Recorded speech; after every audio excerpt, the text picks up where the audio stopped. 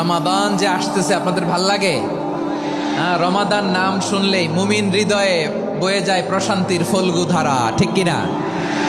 একটা আনন্দ, একটা উচ্ছ্বাস আমাদের হৃদয়ের মধ্যে চলে আসে। রমাদান সাইয়্যিদুশ শুহুর, 12 মাসের মধ্যে সবচাইতে শ্রেষ্ঠতম মাস রমাদান আল মুবারক আসছে। আত্মশুদ্ধির মাস, আত্মসংশোধনের মাস, শুদ্ধাচারের মাস, নিজেকে আলোকিত করবার মাস। এই রমাদানুল মুবারকে আমাদের কি করণীয়, কি বর্জনীয়, what to do and what not to do, এই টপিকসের উপর কিছু কথা আপনাদের সামনে উপস্থাপন করব ইনশাআল্লাহ। ওমা তাওফীকি ইল্লা বিল্লাহ। আল্লাহ তাআলা ইরশাদ করছেন, شهر رمضان الذي أنزل فيه القرآن هدى للناس وبينات من الهدى والفرقان। আল্লাহ বলেন রমাদান এমন একটা মাস যে মাসে কোরআন নাজিল করা হয়েছে। আর এই কোরআন হচ্ছে বিশ্ব মানবের জন্য পথ নির্দেশিকা, হেদায়েতের সুস্পষ্ট বর্ণনা এবং সত্য মিথ্যা পৃথক করার আসমানি মানদণ্ড রূপে জামিনে আমাদের জন্য কোরআন নাজিল করেছে কে? আওয়াজ করে বলেন তো, আল্লাহর নাজিল করা এই কোরআনে কোনো ভুল আছে? সন্দেহ আছে?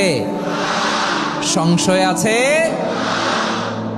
বিয়ন্ডলেস, বাউন্ডলেস, বটমলেস, এমন কিতাব যেটা পড়ে গবেষণা করে এর তথ্য, উপাত্ত, ইনফরমেশন, লেসন নিয়ে শেষ করা যায় না। সুবহানাল্লাহ। আল্লাহ বলেন এই কোরআনকে আমি রমাদানে নাজিল করেছি, যেটা বিশ্ব মানবের জন্য পথ নির্দেশিকা। এতে আছে হেদায়েতের সুস্পষ্ট বর্ণনা আর সত্য মিথ্যা পার্থক্য করার মানদণ্ড, কোনটা সত্য কোনটা মিথ্যা এটা কোরআন দিয়ে ডিফারেন্সিয়েট করা যায়। কোরআন হচ্ছে ফুরকান, to differentiate between right and wrong. কোনটা সত্য, কোনটা মিথ্যা, কোনটা ভুল, কোনটা নির্ভুল, এটা কোরআন দিয়ে যাচাই করা যায়। চিল্লায় বলেন ঠিক কিনা? এজন্য এই কোরআন দিয়ে আমাদের জীবন সাজাতে হবে।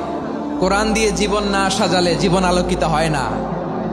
কোরআন দিয়ে পরিবার না সাজালে পরিবার আলোকিত হয় না।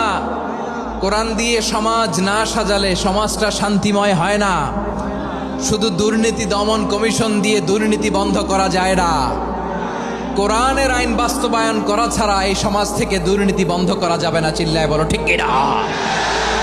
আমার প্রিয় ভাইয়েরা, এই কোরআন নাজিল হয়েছে রমাদান আল মুবারক, এই বরকতময় মাসে।